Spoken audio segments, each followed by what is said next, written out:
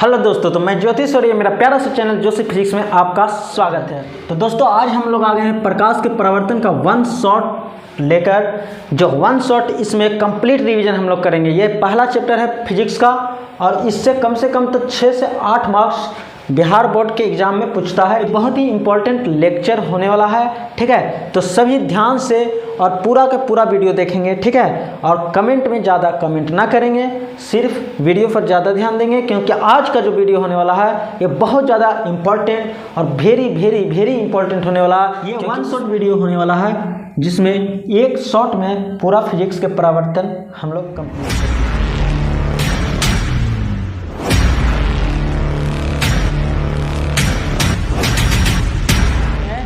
वो है क्या? प्रकाश। शुरू करते हैं प्रकाश से। प्रकाश, ठीक है। शुरुआत हम लोग करते हैं प्रकाश से और अंत कर देंगे ले जा करके सीधे दर्पण सूत्र तक, ठीक है। पूरा का पूरा इसमें हम लोग कंप्लीट करने वाले हैं। तो प्रकाश जिसको हम लोग लाइट बोलते हैं, हम लोग पढ़े हुए हैं, ये बस रिवीजन है। इसमें हम लोग ना सिर्फ रिवीजन करवाएंगे, ज़्यादा हम लोग पूरा लिखवाएंगे नहीं, सिर्फ रिवीजन कराएंगे, ठीक है।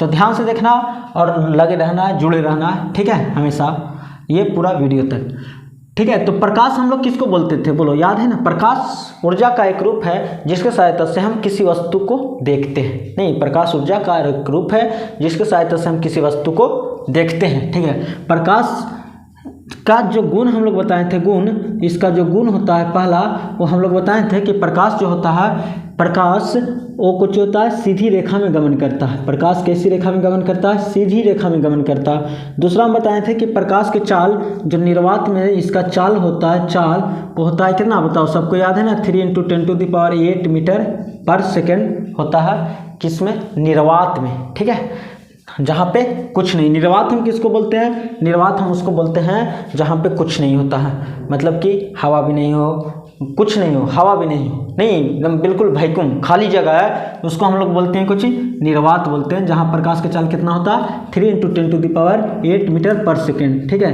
तीसरा हम लोग जानते हैं कि प्रकाश एक विद्युत चुंबकीय तरंग होता है। क्या होता है? प्रकाश विद्युत चुंबकीय तरंग होता है। विद्युत चुंबकीय तरंग, चुंबकीय तरंग होता है। नहीं, ये भी हमें याद है हम लोग के अच्छा से। कमेंट में खटाखट कमेंट करते रहना है सबको। तो प्रकाश विद्युत चुंबकीय तरंग होता है। विद्युत चुंबकीय तरंग होता है, मतलब कि ये विद्युत और चुंबक के द्वारा बना जाता है। अब देखो, प्रकाश कोई कहता है कि कण होता है, तो कोई कहता है तरंग होता है, ठीक है। ये दुविधा, प्रकाश इसमें दुविधा प्रकाश को ना कोई लोग दोगला भी बोलता है। दोगला नहीं, ये प्रकाश दोगला नहीं, ये ना तो वेव है ना तो कण है। कण हम लोग जानते हैं ना, कण छोटा छोटा जो टुकड़ा कण होता है उसको कण बोलते हैं। वेव तरंग, जो पानी में हम लोग तरंग, जिसके कारण ये साउंड बढ़ता है आगे, ठीक है। ये तरंग एक होता है तरंग और एक होता है कण, ठीक है। एक वेव होता है, एक पार्टिकल होता है, ठीक है। तो इसका डुअल नेचर होता है, डुअल नेचर। प्रकाश का रियल में नेचर जो होता है डुअल होता है। वो प्रकाश वेव की तरह भी काम करता है और कण की तरह भी काम करता है, ठीक है। वेव की तरह भी काम करता है, कण की तरह भी काम करता है। लेकिन हम लोग के 10 में जो देखना है, अगर 10 में क्वेश्चन आए तो हम लोग सीधा बोलेंगे कि प्रकाश एक विद्युत चुंबकीय तरंग है। कैसा तरंग है? विद्युत चुंबकीय तरंग है, ठीक है। प्रकाश का स्रोत हम लोग देखते हैं कि प्रकाश जिस चीज़ से निकलता है हम उसको प्रकाश स्रोत बोलते हैं। हम उसको कुछ बोलते हैं प्रकाश स्रोत। प्रकाश स्रोत किसको बोलते हैं? जिससे प्रकाश निकलता है, ठीक है। और ये प्रकाश स्रोत 2 तरह के हो जाता है। एक होगा मानव निर्मित और एक होगा प्राकृतिक, ठीक है। मानव निर्मित प्रकाश स्रोत किसको बोलेंगे? तो वैसा प्रकाश स्रोत का मतलब कुछ हुआ जिस चीज़ से प्रकाश निकलता है, जैसे सूरज से प्रकाश निकलता है, लाइट से प्रकाश निकलता है, लालटेन से प्रकाश निकलता है, तारा से प्रकाश निकलता है, ये सब प्रकाश स्रोत हुआ। लेकिन प्रकाश स्रोत 2 तरह के होता है। एक मानव के द्वारा बनाया गया जाता है, एक प्राकृतिक जो खुद नेचर में अपने आप बनता है, अपने आप मिलता है, उसको हम प्राकृतिक स्रोत बोलते हैं, ठीक है। तो मानव निर्मित स्रोत किसको बोलेंगे? जिसको मानव बनाया। जिसको कौन बनाया? मानव बनाया। जैसे लालटेन, टॉर्च, लाइट, ये सब जो है ना, ये सब मानव निर्मित प्रकाश स्रोत है। लेकिन प्राकृतिक की बात करें तो सूर्य हो गया, ठीक है, तारा हो गया, जुगनू, ये सब कैसा है? प्राकृतिक स्रोत है जिसको कोई नहीं बनाया है, ठीक है। लेकिन अगर हम बात करें कि चंद्रमा कैसा स्रोत है, तो चंद्रमा कोई स्रोत नहीं, क्योंकि इससे प्रकाश नहीं निकलता, इससे प्रकाश नहीं निकलता है, प्रकाश सूर्य से निकलता है, जो कि चंद्रमा पे जाता है तो चंद्रमा सिर्फ चमकता है। ठीक है, चंद्रमा में कोई प्रकाश अपना नहीं होता, इसलिए चंद्रमा कोई भी स्रोत नहीं होता है। तो हमारा प्रकाश स्रोत कंप्लीट हो चुका, हमें प्रकाश कंप्लीट हो चुका। अब हम लोग देखते हैं कि किरण किसको बोलते हैं, किरण। ठीक है, ये कंप्लीट रिवीजन हम लोग करने वाले हैं प्रकाश का परावर्तन का, इसलिए सभी लोग वीडियो में कंप्लीट बने रहना है लास्ट तक। ठीक है, आज का वेरी इंपॉर्टेंट ये लेक्चर होने वाला है, जिसमें 6 से 8 नंबर कंप्लीट होने वाला है। ठीक है, तो हम लोग देखते हैं किरण। ठीक है, तो किरण का जो होता है रे, जिसको हम लोग बोलते हैं रे, किरण। ये किरण जो होता है ना, किरण प्रकाश जिस पथ पे चलता है उसको हम लोग किरण बोलते हैं, याद है ना। प्रकाश जिस पथ पर चलता है उसको हम लोग को जो बोलते हैं किरण। प्रकाश जिस पथ पर चलता है उसको हम लोग किरण बोलते हैं। देखिए यही है किरण, नहीं हम लोग याद किए थे ना, किरण के पीछे पीछे प्रकाश चलता है, प्रकाश जिसके पीछे चलता है उसको किरण बोलते हैं, है ना। तो यही प्रकाश के जिस पथ पर चलता है, माने जिसके पथ पर चलता है, ये रास्ता हो गया नहीं प्रकाश का, यही तो है किरण। ठीक है, अब किरण जो है, किरण, ये जो किरण हो गया ये समूह में रहता है, हमेशा कैसा रहता है, समूह में अकेला रहेगा नहीं, किरण अकेला रहेगी नहीं, समूह में रहता है। तो समूह में रहने के कारण इसको हम लोग को जो बोलते हैं किरण पुंज बोलते हैं। ठीक है, बिंब जिसको बोलते हैं। आज का क्लास बिल्कुल सीरियस क्लास होगा, आज हम लोग सिर्फ और सिर्फ क्लास करेंगे और सिर्फ पढ़ेंगे, बहुत अच्छे से पढ़ेंगे। ठीक है, तो ये रे किरण पुंज हो गया। किरण पुंज होता है ना, वो 3 तरह के होता है, 3 तरह के। पहला होता है कुछ, तो पहला होता है अभिसारी किरण पुंज, अभिसारी। ठीक है, और दूसरा जो होता है वो दूसरा कुछ हो जाएगा समांतर किरण पुंज। ठीक है, समांतर किरण पुंज। और तीसरा जो होगा, तीसरा वो कुछ होगा, तीसरा हो जाएगा अपसारी किरण पुंज। ठीक है, तो किरण पुंज कितने तरह का हो गया, किरण पुंज हो गया 3 तरह के। ठीक है, अभिसारी कन्वर्जिंग नहीं, इसको कुछ बोलेंगे कन्वर्जिंग रे, बीम। ठीक है, ये कुछ हो गया बीम, इसको बोलेंगे कन्वर्जिंग। ठीक है, कन्वर्जिंग हो जाएगा। ये हो गया कुछ डाइवर्ज, ये हो गया पैरेलल, ये हो गया डाइवर्जिंग। ठीक है, डाइवर्जिंग। तो ये 3 तरह के किरण पुंज होता है। तो अभिसारी हम बोलते हैं कि किरण हमेशा समूह में होता है, किरण अकेला होता नहीं है, किरण हमेशा समूह में होता है। तो जो समूह होता है किरणों का, अगर एक जगह जाके मिलता है, किरणों का जो समूह है, किरणों का जो सहेलियां हैं, वो एक जगह जाके मीटिंग करने के लिए मिलती है नहीं, याद है ना। तो अगर विभिन्न दिशाओं से आकर, सभी दिशाओं से आकर एक ही बिंदु पर जाके मिलती है किरणों का समूह, तो इसको किरण पुंज बोलते हैं। नहीं, एक ही बिंदु पर मिलता है तो इसको अभिसारी किरण पुंज बोलते हैं। कौन सा, अभिसारी मतलब कि अभी मिल रहा। तो अगर एक जगह जाके मिल रहा है तो इसको हम लोग कुछ बोलते हैं अभिसारी किरण पुंज बोलते हैं। ठीक है, और यही अगर किरणों का समूह एक दूसरे के समांतर हो, कुछ बोलेंगे एक दूसरे के समांतर हो, जैसे देखो ये किरण सब आपस में कुछ ये समांतर, तो ये किरण आपस में अगर समांतर है तो इसको हम लोग समांतर किरण पुंज बोलते हैं। नहीं, जब सहेलियां, किरण के सहेलियां जो है, ठीक है, समांतर, एक दूसरे के समांतर होती है तो उसको हम लोग समांतर किरण पुंज बोलते हैं। और जब इन लोग में लड़ाई हो जाता है, नहीं, जब दूर भागने लगता है, जब किरणों दूर भागने लगता है, यानी किरण के जो समूह है वो एक दूसरे से दूर होने लगता है, एक बिंदु से तो निकला, सबसे पहले देखो आया कुछ मीटिंग किया, मीटिंग के बाद सब समांतर हो गया, और समांतर के बाद फिर दूर फैलने लगा। नहीं, तो दूर फैलने लगा, लड़ाई हो गया। नहीं, किरणों के सहेलियों के बीच अगर लड़ाई हो गया तो हम लोग बोलते हैं अपसारी, अप हो गया, नहीं अपसारी हो गया, अब लड़ाई हो गया। ठीक है, इसका समूह अगर देखें तो एक बिंदु पे मिलता है, तो हम लोग लेंस देखे होंगे, लेंस या अवतल दर्पण देखते हैं। अवतल दर्पण में जो भी किरण जाता है वो जाके एक ही बिंदु पर अभिसरित करता था ना, याद है, करता है। तो जितना भी किरण है टकराने के बाद एक बिंदु पर फोकस पे मिलता है। देखो ये एक बिंदु पे मिल रहा है ना, एक बिंदु पर जो मिल रहा है इसी को तो हम लोग कुछ बोलते हैं अभिसारी किरण पुंज। इसीलिए हम लोग ना अवतल दर्पण को भी अभिसारी दर्पण भी हम लोग बोलते हैं। क्यों? क्योंकि एक जगह जाके मिलाता है, एक ही बिंदु पर मिलाने के कारण ये अभिसरित करता है, तो इसलिए अवतल दर्पण को अभिसारी दर्पण भी कहते हैं। ठीक है, इसी तरीके से समांतर की बात करें तो हम लोग जो लेजर लाइट देखते हैं, लेजर लाइट देखा ना, लेजर लाइट एकदम मारते हैं, एकदम सीधे, एकदम नहीं, आधा किलोमीटर दूर से एकदम किसी का आँख में नहीं, तो ये लेजर लाइट जो होता है एकदम सीधे जाता है, बिल्कुल एक दूसरे के समांतर किरणपुंज होता है ना। समांतर किरणपुंज जो होता है बहुत दूर तक जाता है लेजर लाइट में, इसीलिए तो बहुत ज़्यादा पावर होता है। क्यों?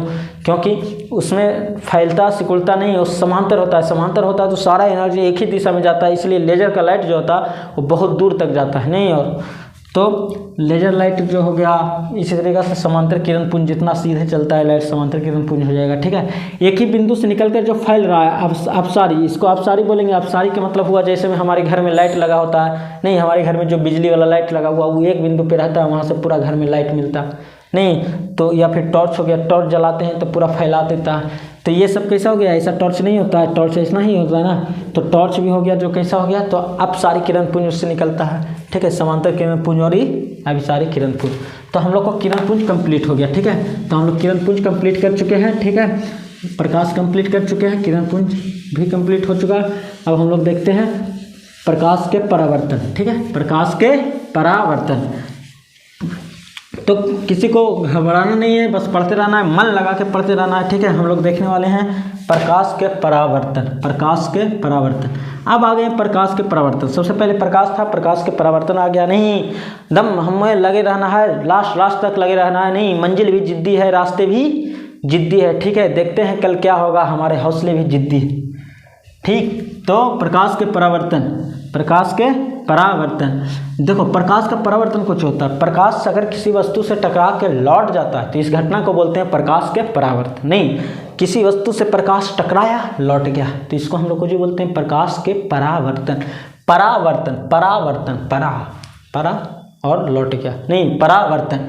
तो कोई भी वस्तु है, मान लो किसी भी सतह है, यहाँ पे प्रकाश गया और टकराने के कारण उसी माध्यम में लौट गया, इसी घटना को बोलते हैं हम लोग प्रकाश के परावर्तन। नहीं, जब गेंद हम लोग फेंकते हैं तो मारते हैं तिरछे जाता है, कभी कभी मारते हैं सीधे तो सीधे नाक मुंह तोड़ लेते हैं। नहीं, तो ये घटना कुछ होता है गेंद का परावर्तन, और यहाँ पे प्रकाश से अगर लौट रहा है तो ये हो गया प्रकाश के परावर्तन। ठीक है, तो प्रकाश के परावर्तन से संबंधित जो रिलेटेड पद है उसके बारे में देखते हैं। ठीक है, तो सबसे पहले अगर हम लोग देखें सतह, एक सतह। ठीक है, सतह परावर्तन होता कैसे? परावर्तन होता है परावर्तक सतह से। परावर्तन किससे होता है? परावर्तक सतह से। नहीं, परावर्तक सतह मतलब जो परावर्तित कर दे। बहुत सारे वस्तु दो तरह के होता है, एक होता है जो परावर्तित कर देता है, एक वस्तु होता है जो परावर्तित नहीं करता है, वो अवशोषित कर लेता है। ठीक है, तो जो प्रकाश के परावर्तन होता है वो दो तरह से होता है। ये भी देखना है कि प्रकाश के परावर्तन कई तरह से होता है, दो तरह से होता है। ठीक है, पहला जो होता है वो होता है रेगुलर रिफ्लेक्शन, यानी कि नियमित परावर्तन। नियमित परावर्तन,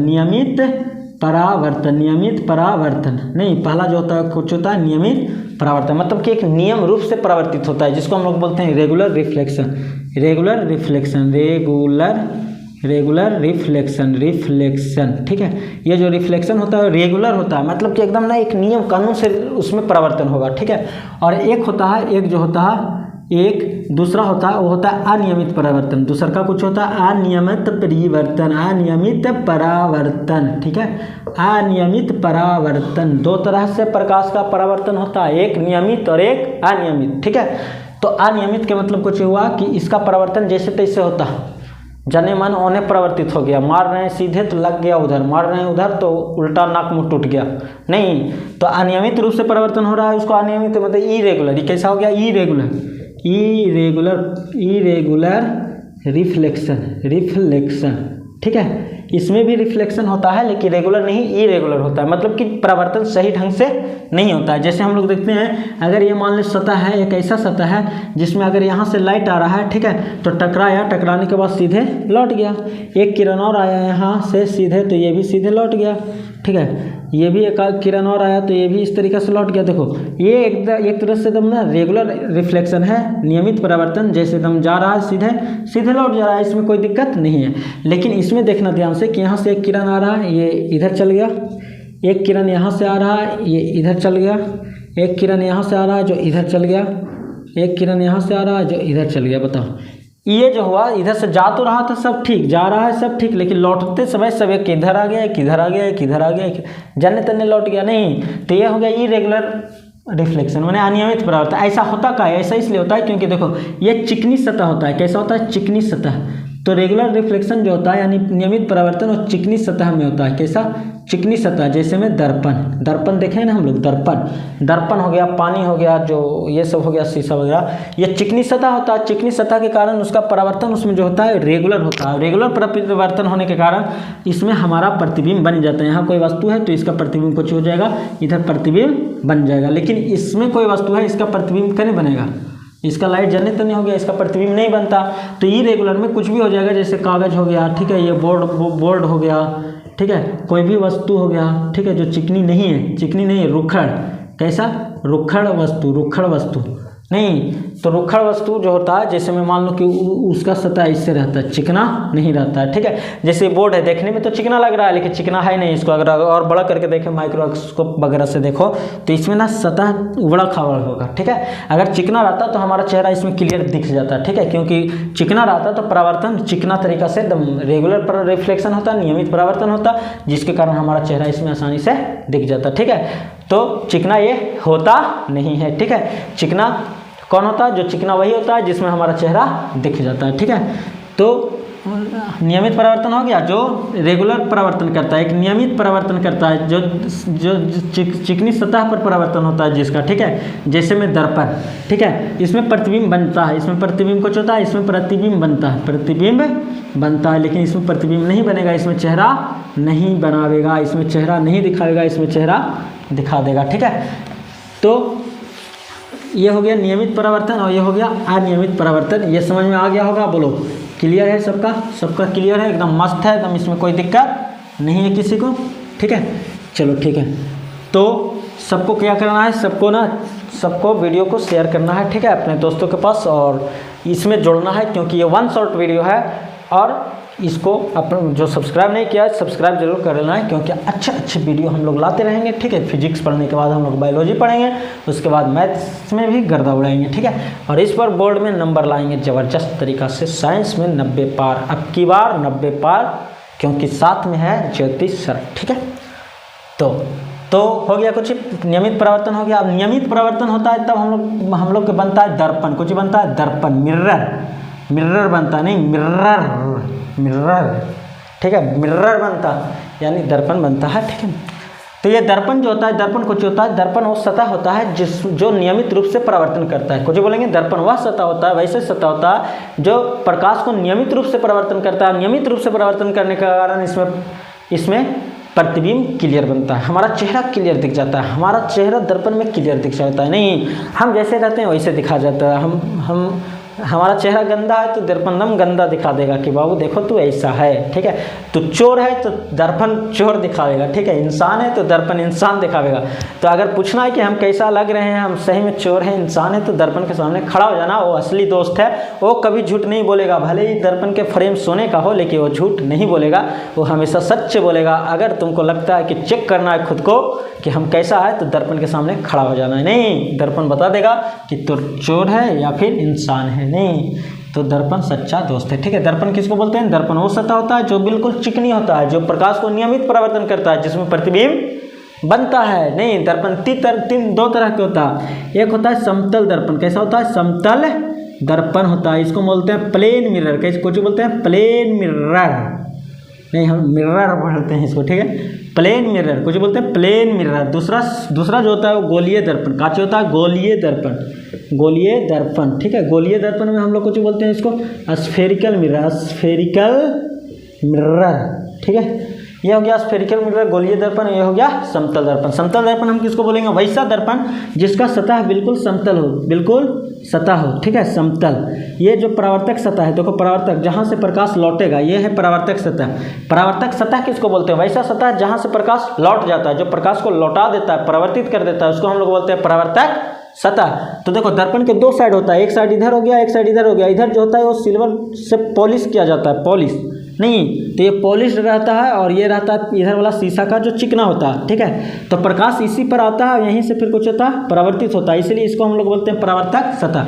तो अगर वैसा दर्पण जिसका परावर्तक सतह चिकना हो, समतल हो, सपाट हो, उसको हम लोग बोलते हैं प्रकाश उसको हम लोग समतल दर्पण बोलते हैं, ठीक है। गोलीय दर्पण वैसा सतह जिसका परावर्तक सतह गोलीय हो, कुछ बोलेंगे वैसा सतह जिसका परावर्तक सतह गोलीय हो, उसको बोलते हैं गोलीय दर्पण। हम लोग जानते हैं कि गोलीय दर्पण गोले से बनाया जाता है, नहीं, एक गोला होता है, खोखला गोला होता है, गोला को काट दिया जाता है, काट को बाहर निकाल दिया जाता है, जो उभरा हुआ भाग होता है अगर उसको हम लोग पॉलिश कर देते हैं तो ये धंसा हुआ भाग बन जाता है और ये हो जाता है अवतल दर्पण। नहीं, ये जो गोला था, ये गोला को काट देते हैं इधर से और इधर से पॉलिश कर देते हैं और इसमें इधर से पॉलिश कर देते हैं, ठीक है। तो देखो ध्यान से देखना कि जब बाहर से पॉलिश किए तो ये इस तरीक़े से बन जाएगा और इसको हम लोग बोलते हैं अवतल दर्पण। इसको हम लोग कुछ बोलते हैं अवतल दर्पण, अवतल दर्पण, ठीक है।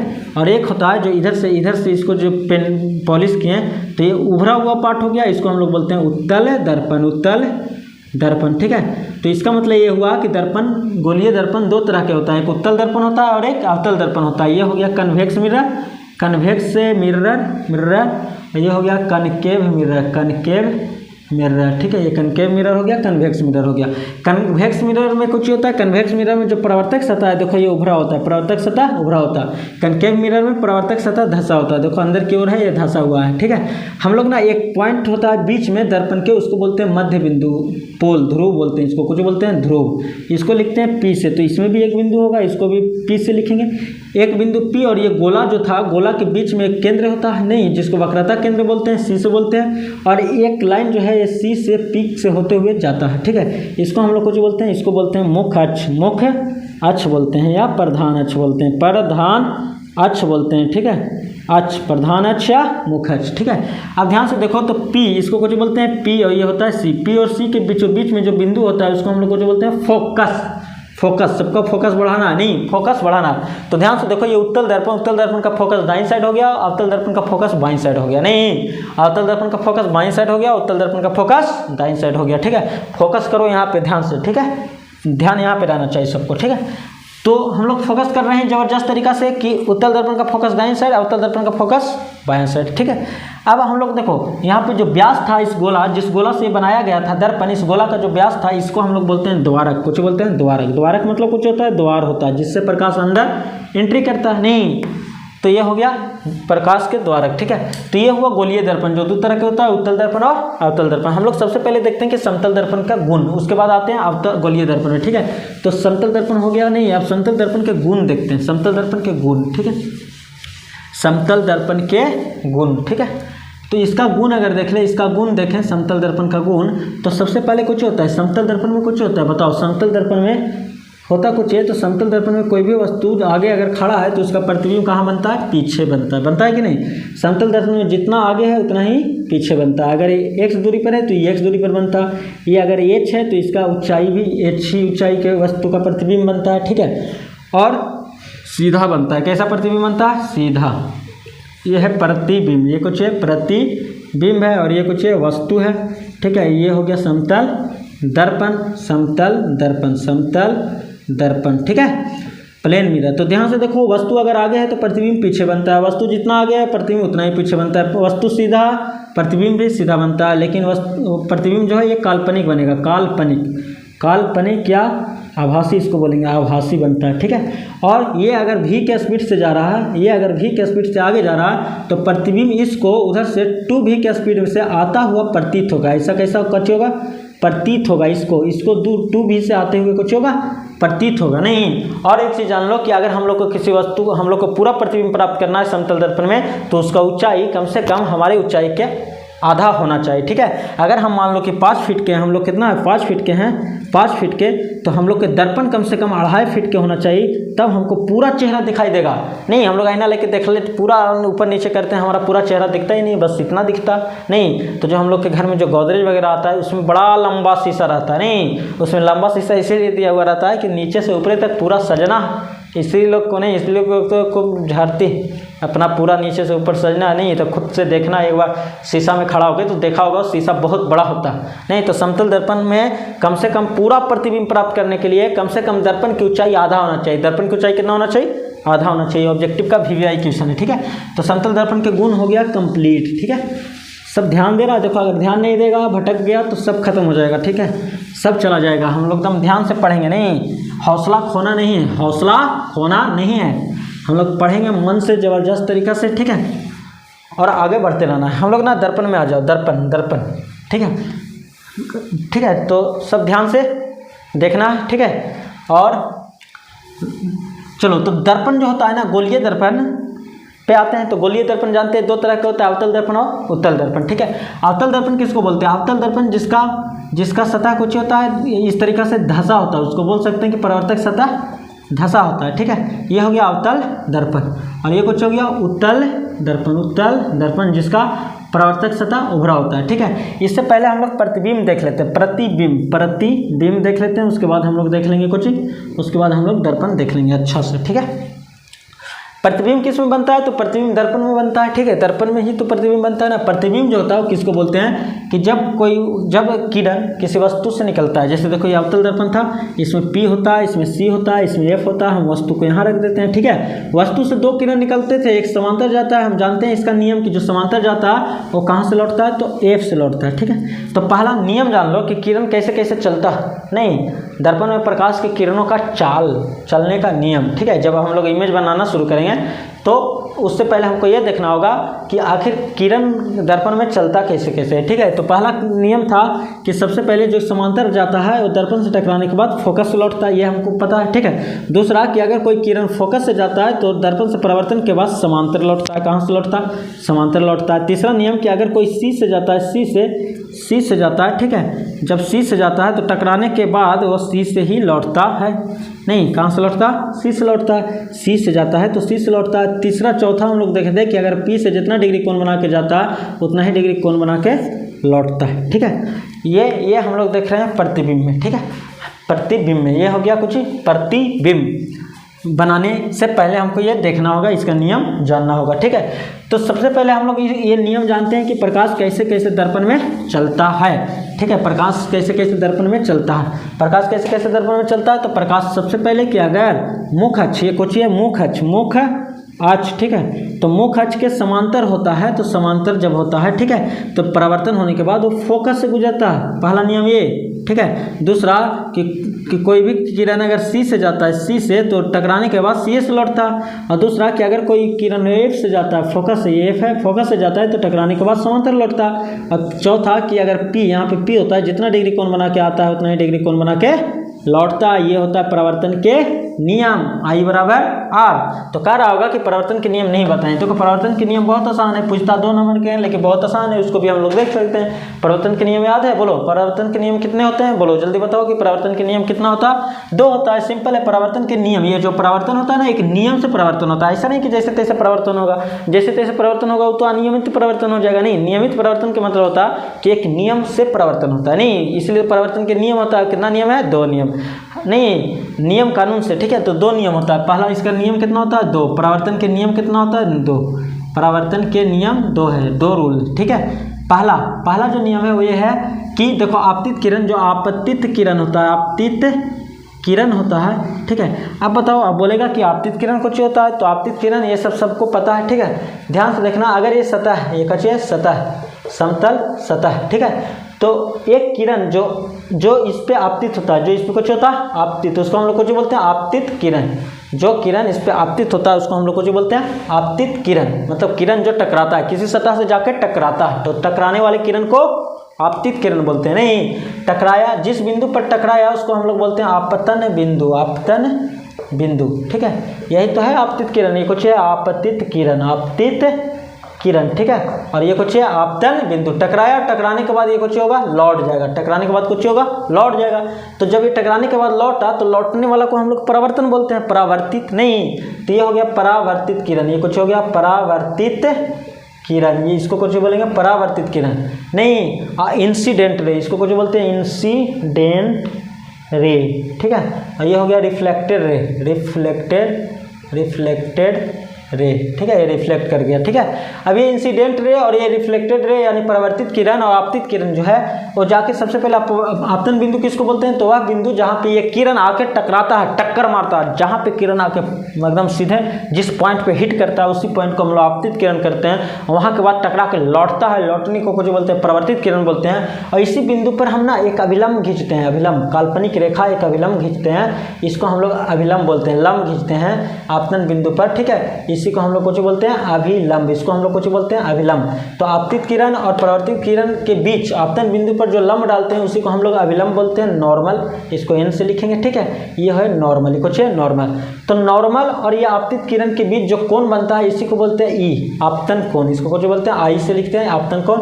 और ये परावर्तित किरण और अभिलंब के बीच जो कोण बनता है इसको हम लोग आर से लिखते हैं, इसको बोलते हैं परावर्तन कोण, इसको कुछ बोलते हैं परावर्तन कोण बोलते हैं, ठीक है। तो पहला नियम यही कहता है कि ये जो आपतित किरण है, आपतित किरण और ये जो परावर्तित किरण है और इसके बीच जो अभिलंब है, आपतित किरण, परावर्तित किरण और अभिलंब तीनों के तीनों एक ही सतह में होता है, एक ही समतल में होता है। ये तीनों कहाँ होता है? एक ही समतल में होता है, एक ही समतल में होता है। याद रहेगा, आपतित किरण, परावर्तित किरण और आपतन बिंदु पर डाला गया लंब तीनों एक ही समतल में होता है, ठीक है। ये पहला नियम।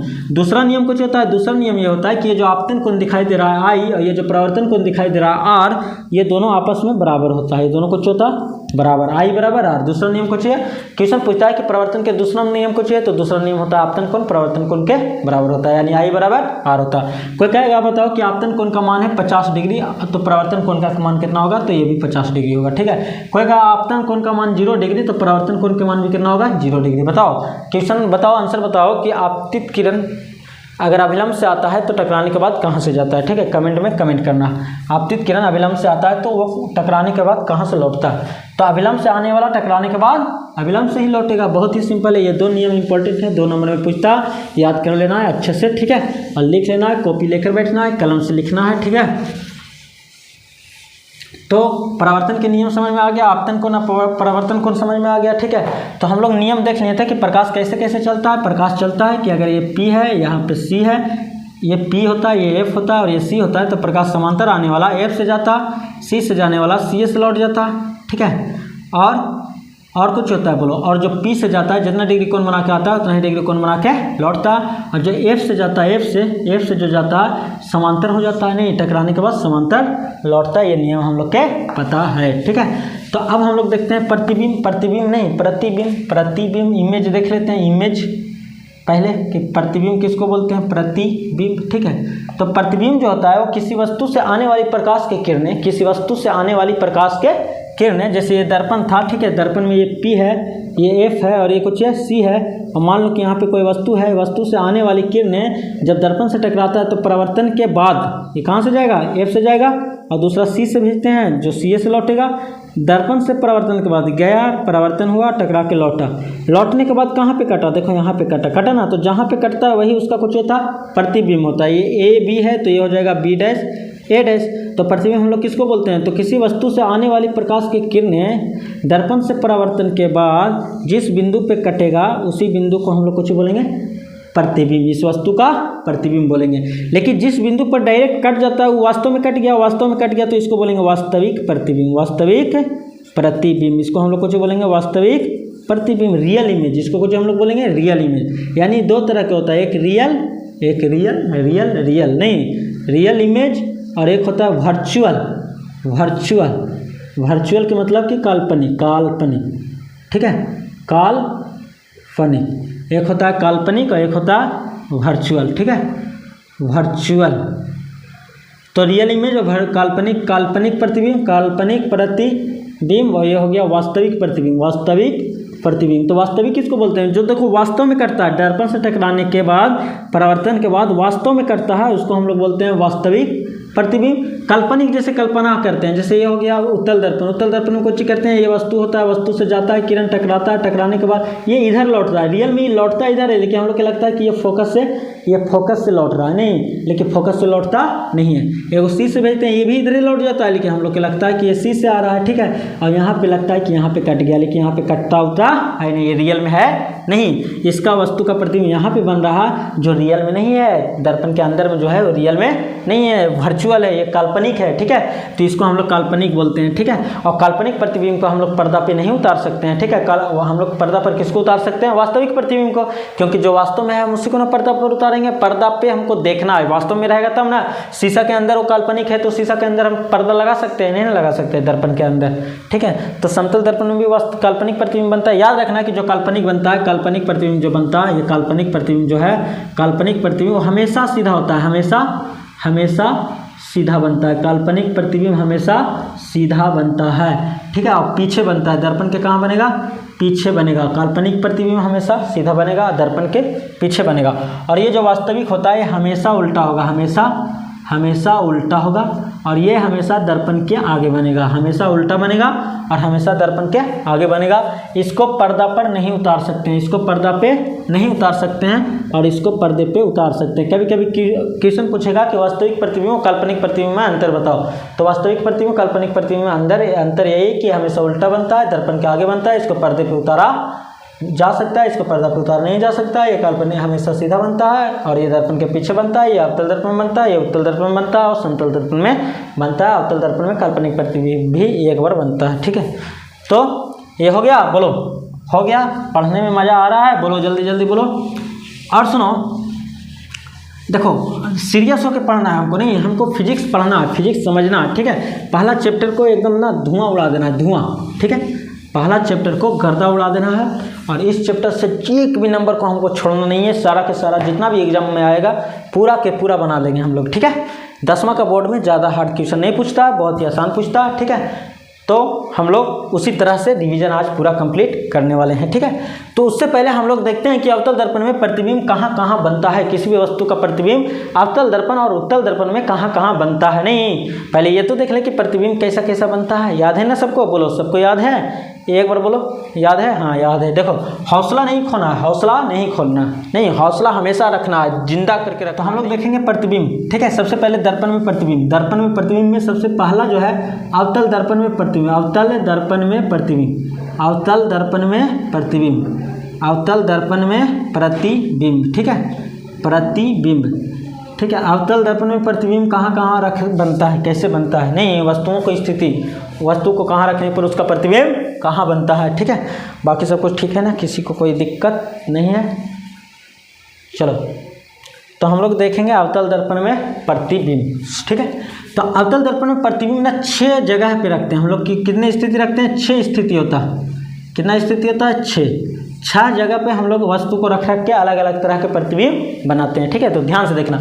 तो सबसे पहला इसको हम मिटा देते हैं पूरा, ठीक है, और यहाँ से बनाते हैं। तो अवतल दर्पण में प्रतिबिंब जो होता है सबसे पहला देखते हैं, नहीं पहला ये कहाँ है, तो अवतल दर्पण में, अवतल दर्पण में, अवतल दर्पण में, ठीक है।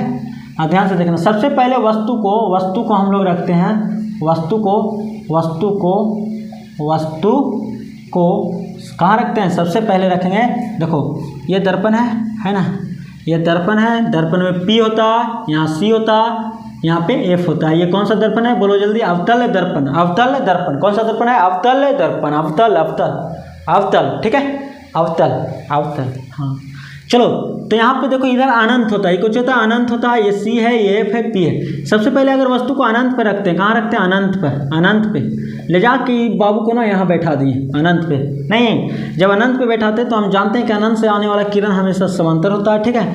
और समांतर आने वाला किरण सब जाके कहाँ पे मिलता है, फोकस पे मिलता है। कहाँ पे मिलता है, फोकस पे, ठीक है। तो समांतर आने वाले किरणें फोकस पे मिलता है, फोकस पे बनेगा इसका प्रतिबिंब। कितना बड़ा बनेगा, देखो यहीं पे कट गया एकदम छोटू सा, नहीं छोटू सा, इतना बड़ा वस्तु जो बाबू था उसका प्रतिबिंब छोटू सा बना, आगे बना नहीं, अनंत पे रखते हैं। जब वस्तु कहाँ रखते हैं, अनंत पे, तो प्रतिबिंब जो है, प्रतिबिंब वो कैसा बनता है, वो आगे बनता है, सबसे पहले आगे बनता है। आगे जो बनेगा वास्तविक बनेगा, वास्तविक आगे जो है, तो इसका मतलब वास्तविक है, वास्तव में। और वास्तविक है वो हमेशा कैसा होता है, उल्टा होता है। देखो दर्पण के आगे बनेगा, ये क्लियर है, आगे बना, आगे कटा, पीछे तो नहीं कटा, आगे कटा, तो इसका मतलब वास्तविक है तो उल्टा है। और देखो बाबू एकदम बहुत छोटा है, कैसा, बहुत छोटा है, नहीं। तो दर्पण में जब अनंत पे वस्तु को रखते हैं तो उसका प्रतिबिंब फोकस पे बनता है और बहुत छोटा बनता है, एकदम छोटा बिंदु, एगो बिंदु जैसा बनता है, बिल्कुल न के बराबर जरी वो, ठीक है। दूसरा हम लोग रखते हैं कहाँ, अनंत और C पर रख दिया, अनंत और C के बीच, अनंत और C के बीच। चलो बताओ, जब अनंत और C के बीच रखेंगे तो कहाँ बनेगा। चलो ये अवतल दर्पण, ये P है, F है और ये C है। जब वस्तु को हम यहाँ पे रख दें, इधर अनंत था, C है, ये बाबू को यहाँ लेके आ गए हैं, ठीक है।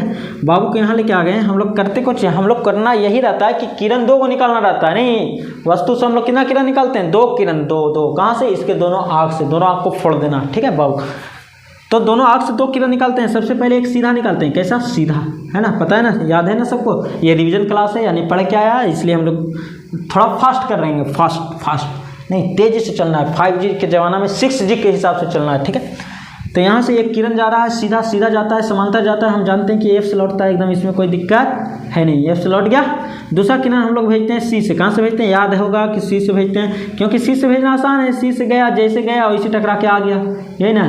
C से जैसे गया टकरा के वैसे आ गया। टकरा के आया तो कटा कहाँ? यहाँ कटा, यहाँ कटा। अब देखो बाबू के टंगरी नीचे ऊपरे हो गया, मुड़ी नीचे हो गया ना। अब नीचे ऊपर हो गया तो इसका मतलब बताओ, ये सबसे पहले जो प्रतिबिंब बना, वो बताओ कि सबसे पहले ना आगे बना। कहाँ बना? आगे।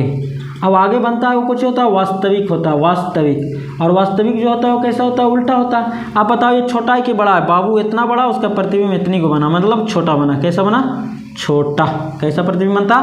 छोटा, ठीक है। लेकिन ये छोटकू से बड़ा, बिंदु से बड़ा, ठीक है। तीसरा हम लोग आने वाले हैं। सबसे पहले बताओ कि वस्तु को कहाँ रख देंगे? आप बोलो। इसको खिंचा के आगे लेके चल जाएंगे C।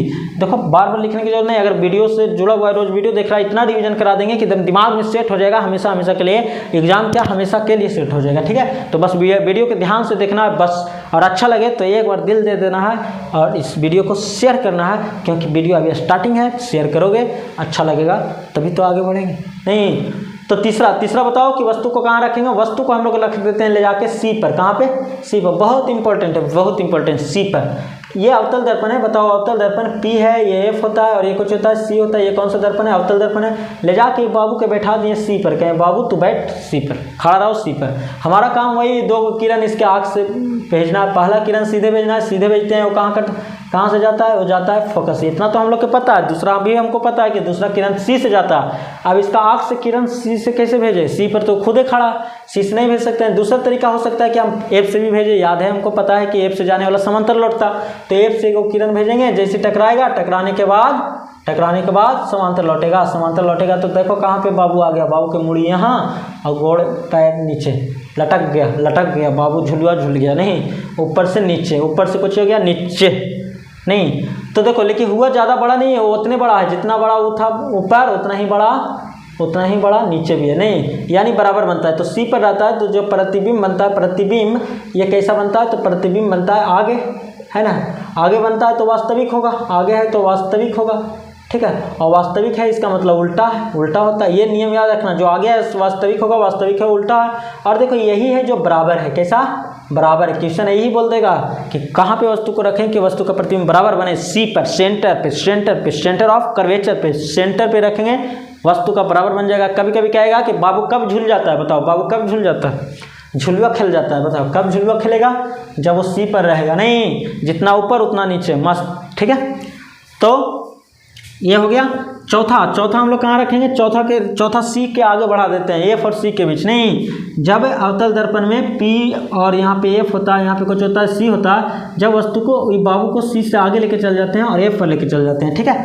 आप पूछेंगे इसका प्रतिबिंब कहाँ बनेगा? पहला नियम, समांतर भेजेंगे किरण, समांतर भेजेंगे तो ये F से लौटेगा, इसमें कोई दिक्कत नहीं है, ठीक है। ये लौट गया। और दूसरा हम लोग C के रास्ता में भेजते हैं। किरण जाएगा दर्पण, लेकिन जब लौटेगा तो ये C से भेजे थे, इसलिए C से लौटेगा। C से लौटेगा तो कहाँ कट गया? यहाँ कट गया। नहीं, C से लौटेगा, उधर थोड़ा टेढ़ा हो सकता है, ठीक है।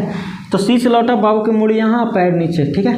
फिर से उल्टा ही बना, लेकिन बाबू से बड़ा, प्रतिबिंब बाबू से बड़ा, ठीक है। तो पहला बताओ, जब वस्तु कहाँ पर है? वस्तु है C और F के बीच, C और F के बीच। कहाँ पर है? C और F के बीच। जब C और F के बीच है तो जो प्रतिबिंब होता है, प्रतिबिंब कहाँ बनता है? बोलो, सबसे पहले कहाँ बनता है? तो अनंत और C के बीच बनता है। अनंत और C के बीच बना, ठीक है। उसके बाद कैसा बना? ये आगे बना, ये तो हमको पता है आगे बना। आगे जो रहता है वास्तविक रहता है, और वास्तविक जो है वो उल्टा है। सिंपल है, बहुत ही सिंपल है। हो गया ना। ये 4 पोजीशन हम लोग देख लिए। नहीं, प्रतिबिंब का हम लोग 4 पोजीशन देख लिए हैं। हम लोग 2 पोजीशन और देखने वाले हैं, और उसके बाद ये अवतल दर्पण का जो प्रतिबिंब है, इमेज फॉर्मेशन है, वो कंप्लीट हो जाएगा, क्लियर हो जाएगा। और यही इसका जान है, इसी का प्राण है, इसका आत्मा है, ठीक है, यही, ठीक है। तो इसे ध्यान से देखना है। तो दूसरा पार्ट हम लोग देखेंगे, मतलब कि चौथा हो गया, 5वां 6वां हम लोग देखने वाले हैं। तो छठा से पहले पाँचवा। देखो तो पाँचवा हम लोग कहाँ रखेंगे, बोलो। हम लोग अपना पहुँच गए एफ पर। कहाँ पर पहुँच गए, एफ पर। जब वस्तु एफ पर हो, एफ पर वस्तु कहाँ हो, वस्तु एफ पर हो, एफ पर। चलो तो ये पी था, ये एफ था और ये कुछ था सी था। हम लोग बाबू को बैठा दिए फोकस पर। अब खुद फोकस पर बैठ गया, नहीं फोकस करना था हम लोग के, लेकिन खुद उसको फोकस पर बैठा दिए। अब फोकस पर बैठा दिए तो अनंत पे जाएगा उसका प्रतिबिंब, नहीं तो यहाँ से जो है वो किरण भेजेंगे वो सीधे एफ से जाएगा। दूसरा किरण सी के रास्ता में, सी से जाएगा तो लौटने के टकराने के बाद लौटेगा तो सी से लौटेगा।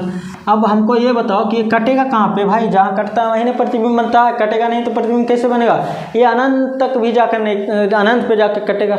समांतर है तो समांतर का मतलब होगा कि अनंत पर, ठीक है। तो ये कहाँ पे प्रतिबिंब बनेगा, इसका बोलो, इसका प्रतिबिंब कहाँ बनेगा, प्रतिबिंब बनेगा अनंत पर। कहाँ बनेगा, अनंत पर। हम जान नहीं कि आगे है, आगे है तो ये कैसा होगा, वास्तविक होगा, वास्तविक, ठीक है। और सुनो, वास्तविक होगा। और सुनो ये बहुत बड़ा होगा, कैसा होगा, बहुत अनंत पे देखो बड़ा होते जा रहा है, नीचे चलते जा रहा है तो ये बहुत बड़ा हो जाएगा। कैसा हो जाएगा, बहुत बड़ा, बहुत बड़ा हो जाएगा, ठीक है, बहुत बड़ा हो जाएगा, ठीक है। चौथा, छठा, ये कैवा था, ये पाँचवा था, ठीक है। हम लोग छठा देखने वाला है। छठा अब आगे आ जाएंगे, फोकस से बाहर कर दिए, ठीक है। इसको पी एफ सी हम लोग बाबू को कहाँ कर दिए, फोकस से बाहर, बाहर, ठीक है। बाबू को फोकस से बाहर जब बाहर किए तो किरण तो हम लोग वैसे भेजेंगे, समांतर हो जाएगा एफ से।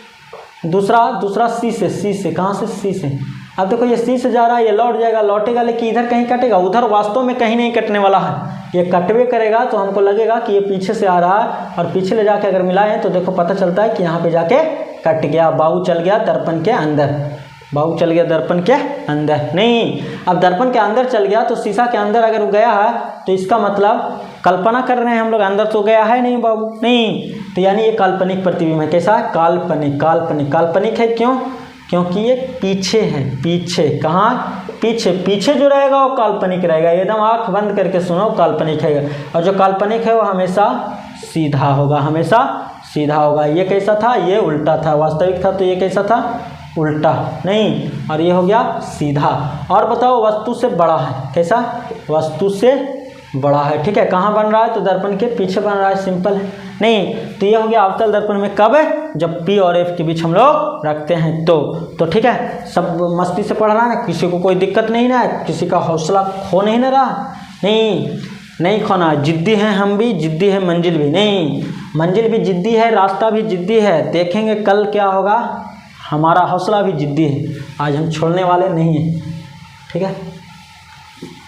तो आगे चलते हैं उत्तल दर्पण। कहाँ चलते हैं, उत्तल दर्पण, ठीक है। उत्तल दर्पण, उत्तल दर्पण, उत्तल दर्पण में प्रतिबिंब, उत्तल दर्पण, उत्तल दर्पण में, इसको अच्छा से लिख लो, नहीं, उत्तल दर्पण में प्रतिबिंब, प्रतिबिंब बनाना है, ठीक है। सबसे पहले वस्तु को इसमें एक ही बार रख सकते हैं। उत्तल दर्पण देखो ये उभरा हुआ भाग, जो उठा हुआ भाग होता है, नहीं उठा हुआ भाग होता है, इसमें देखो पी यहाँ होता है, यहाँ एफ होता है, यहाँ कुछ होता है, सी होता है। ये वन शॉट रिवीजन क्लास है, कंप्लीट रिवीजन, इसमें हम लोग रिवीजन कर रहे हैं, ठीक है। तो स्पीड रहेगा, थोड़ा सा ध्यान इधर देखना और पूरा एक बार खाली वीडियो देख लेना है, रिवीजन हो जाएगा, ठीक है, पूरा अगर पढ़ लिया होगा तो। अब यहाँ पे देखो इधर कुछ नहीं है, सी और एफ, नहीं सब उधर है, लेकिन वस्तु को तो हमेशा इधर ही रखेंगे ना, वस्तु को उधर थोड़ी रखेंगे। वस्तु हम लोग किधर रखेंगे, वस्तु जब भी रखेंगे तो हम लोग आगे रखेंगे, तो बाबू को इसके आगे रखेंगे। जब भी इसको आगे रखेंगे तो इससे एगो किरण भेजेंगे, किरण भेजेंगे तो टकराएगा, टकरा के लौटेगा, लौटेगा लेकिन किधर लौटेगा, तो एफ के दिशा में लौटेगा, किधर, एफ के दिशा में लौटेगा। दूसरा हम लोग सी के दिशा में भेजेंगे, कहाँ से भेजेंगे, सी के दिशा में, तो ये भी लौटेगा, किधर लौटेगा, तो सी से जाने वाला सी के दिशा में लौटेगा, सी के दिशा में, मतलब जैसे आया था वैसे लौट जाएगा। लेकिन कटा कहाँ, कटा अंदर, देखो अंदर, बाबू फिर चल गया अंदर, बाबू फिर चल गया अंदर, बाबू अंदर चल गया, लेकिन अंदर गया मतलब पीछे, दर्पण के पीछे चला गया। नहीं तो जो दर्पण के पीछे बनता है ये कहाँ, वस्तु जब दर्पण में रखें, उत्तल दर्पण में रखें, जो प्रतिबिंब बनेगा, प्रतिबिंब बनेगा वो कहाँ बनेगा, दर्पण के पीछे बनेगा। पीछे जो बनता है वो हमेशा काल्पनिक होता है, काल्पनिक जो होगा वो हमेशा सीधा होगा। और ध्यान से देखना है तो ये हमेशा छोटा होगा, हमेशा छोटा, हमेशा छोटा रहेगा, नहीं, और हमेशा पी और एफ के बीच बनेगा, हमेशा कहाँ बनेगा, पी और एफ के बीच, पी और एफ के बीच, हमेशा कहाँ बनेगा, पी और एफ के बीच बनेगा इसमें प्रतिबिंब, ठीक है। तो बताओ क्लियर है, उत्तल दर्पण प्रतिबिंब हम लोग बना लिए। अगर ये हमारा क्लियर हो गया उत्तल दर्पण प्रतिबिंब, तो हम लोग इसका उपयोग देख लेंगे बहुत ही आसानी से। इसका उपयोग बहुत आसान है है ना इसका उपयोग आसान। जिसको एक क्लियर है उसका उपयोग भी बहुत आसानी से क्लियर हो जाएगा, ठीक है। तो उत्तल दर्पण अवतल दर्पण हम लोग देख लेते हैं।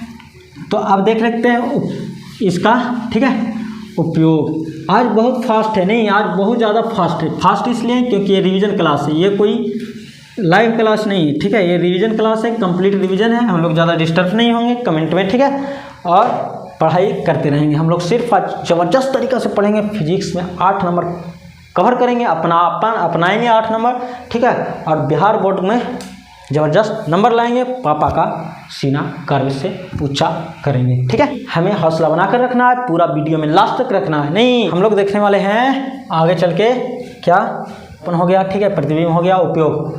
दर्पण बोलिए, दर्पण का उपयोग, दर्पण का उपयोग, दर्पण का उपयोग, दर्पण का उपयोग, उपयोग, ठीक है, दर्पण का उपयोग। दर्पण में हम लोग कौन सा दर्पण देखें बोलो? तो सबसे पहले देखते हैं अवतल दर्पण का उपयोग, अवतल दर्पण का उपयोग, अवतल दर्पण का उपयोग, ठीक है। अवतल दर्पण का उपयोग हम लोग देखते हैं, ठीक है।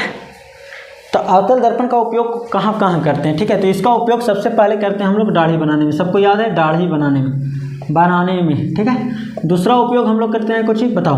दूसरा उपयोग करते हैं हम लोग डॉक्टरों द्वारा नाक, कान, गले आदि चेक करने में, ठीक है, चेक करने में, ठीक है। तीसरा हम लोग देखते हैं टॉर्च में और हेडलाइट में,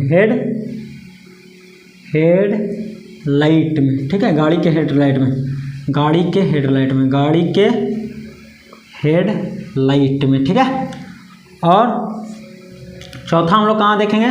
तो सोलर में, कहाँ? सोलर में, सोलर कुकर में, सोलर भट्ठी में, ठीक है। अब ध्यान से देखना है कि ये चारों का उपयोग हम लोग क्यों करते हैं। और अगर उत्तल दर्पण का उपयोग करें, उत्तल दर्पण का, उत्तल दर्पण, ठीक है। तो उत्तल दर्पण का उपयोग हम लोग कहाँ करते हैं बोलो? तो सबसे पहले हम लोग करते हैं पीछे देखने के लिए, दृश्य पश्च दृश्य के रूप में, यानी गाड़ी के साइड मिरर में, गाड़ी के साइड मिरर में, गाड़ी के साइड मिरर में हम लोग कहाँ करते हैं? साइड मिरर में, किसके? गाड़ी के साइड मिरर में। दूसरा हम लोग करते हैं स्ट्रीट लाइट में, स्ट्रीट लाइट में, ठीक है, जो स्ट्रीट लाइट होता है उसमें, ठीक है। तो आप ध्यान से देखना। तो सबसे पहले हम लोग देखते हैं कि दाढ़ी बनाने में क्यों करते हैं। क्वेश्चन पूछेगा कि दाढ़ी बनाने में क्यों करते हैं, क्यों दाढ़ी बनाने में क्यों करते हैं? एकदम बहुत ही आसान है, देखिए सिंपल है। दाढ़ी बनाने में क्यों करते हैं, देखो ध्यान से देखना कि अवतल दर्पण जो होता है, अवतल दर्पण हम लोग बोलेंगे कि अवतल दर्पण होता है जब अवतल दर्पण में P और F, ये C होता है, P और F के बीच बाबू के बैठाए थे तो कुछ ही हुआ था बोलो। जब बाबू P और F के बीच में बैठा था तो इसका प्रतिबिंब पीछे बना था, याद है ना? अभी तुरंत बताएं, पीछे बना था और बड़ा बना था, काल्पनिक और सीधा और बड़ा बना था। नहीं, सबसे पहले ये सीधा था, कैसा था? सीधा, और दूसरा कि बड़ा, ठीक है। तो सीधा और बड़ा बनता है, इसीलिए हम लोग अवतल दर्पण का उपयोग दाढ़ी बनाने में करते हैं, क्योंकि दाढ़ी बनाना है, हमारा दाढ़ी को काटना है, दाढ़ी छोटा छोटा रहता है। अगर उस क्लियर नहीं दिखेगा तो हमारा दाढ़ी काटे के चक्कर में नाक कान गला काट लेंगे। नहीं, तो दाढ़ी जो हम लोग कटना है तो हमारा दाढ़ी बड़ा से बड़ा दिखे, और बड़ा से बड़ा दिखाने वाला एक ही दर्पण है, कौन? अवतल दर्पण। अवतल दर्पण में P और F के बीच अगर हम बैठेंगे दर्पण लेकर के, ठीक है, तो हमारा दाढ़ी बड़ा बड़ा दिखाई देगा, बड़ा बड़ा दिखाई देगा, तो कैंची से काटना आसान होगा, ठीक है। हम आसानी से काटेंगे, हमारा नाक का बच जाएगा, ठीक है।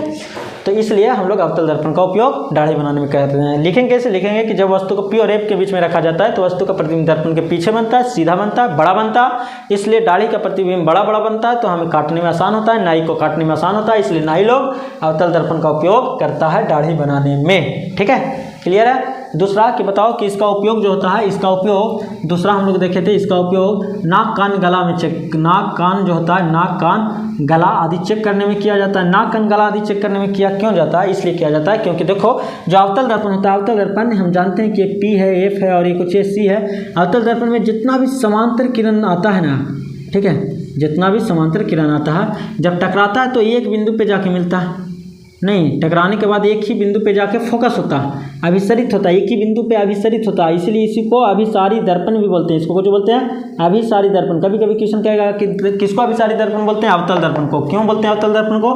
क्योंकि अनंत से आने वाली किरणों को एक ही बिंदु पे अभिसरित कर देता है, इसलिए इसको अभिसारी दर्पण कहते हैं। अब ध्यान से देखो कि अभिसारित दर्पण अभिसारित कर दिया, ठीक है, फोकस करता है एक ही बिंदु पर।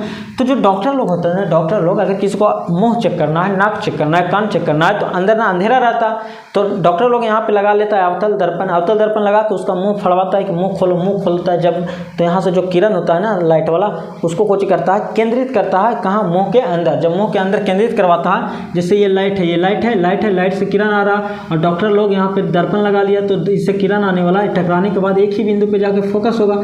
ये फोकस होता है उसके गला के अंदर, गला के अंदर, और गला के अंदर जब फोकस होता है तो गला में लाइट आ जाता है, दिख जाता है। नहीं, गला में लाइट नहीं होने के बाद में हम लोग लाइट बना देते हैं फोकस करवा के, ठीक है। तो इसलिए इसका उपयोग करते हैं। क्यों करते हैं बोलेंगे कि अवतल दर्पण समांतर आने वाली किरणें को एक ही बिंदु पर फोकसित करता है, जिसको डॉक्टरों द्वारा नाक कान गला के अंदर फोकस करवाया जाता है, ठीक है। इसलिए इसका उपयोग नाक कान गला चेक करने में किया जाता है, ठीक है। तीसरा उपयोग हम लोग देखें तो इसको टॉर्च में करते हैं, टॉर्च में करते हैं, या फिर गाड़ी के सर्च लाइट में, सर्च लाइट इसको करते हैं हेड लाइट में, हेड लाइट में, ठीक है। क्यों करते हैं तो देखो, अवतल दर्पण में एक और गुण होता है, एक और गुण कुछ होता है, बोलो क्या। अवतल दर्पण जो होता है, अवतल दर्पण इसमें जो P होता है, ये F होता है, और ये कुछ होता है C होता है, ये अवतल दर्पण। तो जो समांतर किरण जो फोकस से जाता है किरण, हम लोग पढ़े हैं कि जो फोकस से जाता है किरण और टकराने के बाद समांतर लौटता है। कहाँ से लौटता है? समांतर। जितना भी फोकस से जाने वाली किरणें और टकराने के बाद समांतर लौटता है, समांतर, ठीक है। तो ये जो समांतर लौट रहा है, ठीक है, तो अब हुआ कुछ कि हम लोग कुछ करते हैं कि यहाँ पे जो ना गाड़ी की हेडलाइट होता है या टॉर्च होता है, उसके अंदर देखना कि अवतल दर्पण लगा होता है, लगा रहता है ना इस तरीका का। ये देखो, ये टॉर्च है और ये इसका लाइट शीशा रहता है, ये अवतल दर्पण अंदर लगा होता है, या गाड़ी के हेडलाइट जो होता है इस तरीका का होता है, और इसके अंदर देखो ये अवतल दर्पण लगा हुआ। और अवतल दर्पण के फोकस पे ये बल्ब को लगाया जाता है। बल्ब जो प्रकाश तंतु होता है जिसको बोलते हैं, जो बल्ब होता है वो कहाँ रहता है? फोकस पे रहता है। इससे फायदा ये होता है कि देखो, अगर ये पीछे वाला नहीं रहता, ये कटोरा जैसा जो बनाया गया है अवतल दर्पण, अगर ये नहीं रहता तो सारा लाइट ये सब इधर चल जाता नहीं, और इधर ही अवशोषित होता, वो लौटाता नहीं, समांतर करता नहीं, तो सारा ना बिखर जाता है, इसका एनर्जी लॉस हो जाता है, ज़्यादा दूर तक नहीं जाता।